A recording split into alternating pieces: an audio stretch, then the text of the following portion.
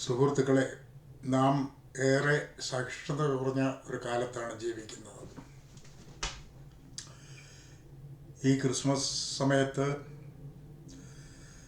നമ്മളെ തന്നെ ഒന്ന് പുനഃപരിശോധന ചെയ്യുമ്പോൾ നമ്മളുടെ പൈതൃകമായ സംസ്കാരവും പ്രത്യേകിച്ച് മലയാളികളുടെ സംസ്കാരമൊക്കെ നാട്ടിൽ ഇല്ലാതെയായിരിക്കുന്നു.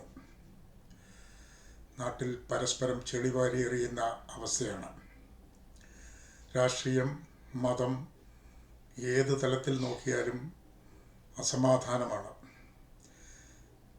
എന്തുകൊണ്ടാണ്?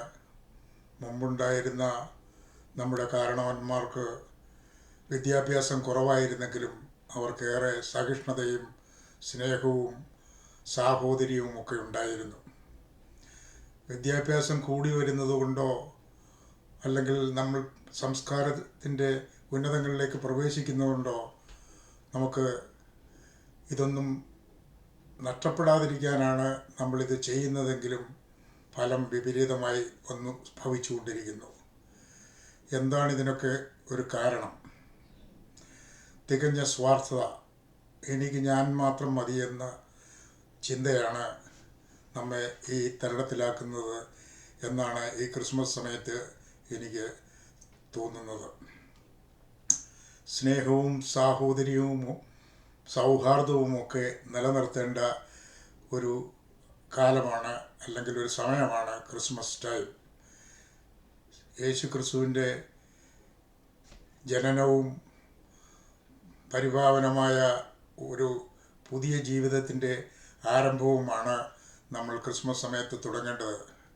അപ്പോൾ ഈ വന്നിരിക്കുന്ന ദുരവസ്ഥകളൊക്കെ പറ്റിയൊക്കെ ഒന്ന് ചിന്തിച്ച് നമുക്ക് ഒരു പുതിയ ജീവിതത്തിലേക്ക്, മാർഗത്തിലേക്ക് വരാനുള്ള ഒരു സമയമാണ്. കൂടാതെ പുതിയ ആണ്ടും പിറക്കാൻ പോകുന്നു. പുതിയ ആണ്ടിൽ എല്ലാ കൊല്ലവും ഇങ്ങനെ പുതുതായിട്ട് ആണ്ട് പിറക്കുമ്പോൾ നല്ല നല്ല വാർത്തകളാണ് മുമ്പൊക്കെ കേട്ടിരുന്നത്. ഇപ്പോൾ അതെല്ലാം മാറി വരികയാണ്. യുദ്ധവും കലാപവും പിന്നെ അങ്ങനെയുള്ള മറ്റ് സംഘടനകളുടെയും കഥകളും ചരിത്രങ്ങളും അല്ലെങ്കിൽ അതേപ്പറ്റിയുള്ള ചർച്ചകളുമൊക്കെയാണ് നമ്മൾ എല്ലാ മാധ്യമങ്ങളിലും കാണുന്നത്.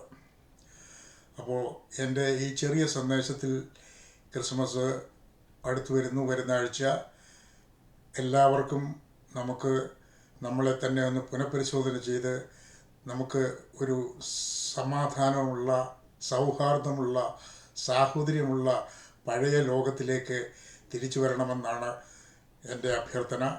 കൂടാതെ നല്ല മനസ്സോടുകൂടി നമ്മൾ പുതിയ ആണ്ടിനെ വരവേൽക്കുമ്പോൾ നാം നമ്മുടെ ഈ ജീവിതത്തെ തന്നെ നമ്മൾ ഉയർത്തിപ്പിടിക്കുകയാണ്.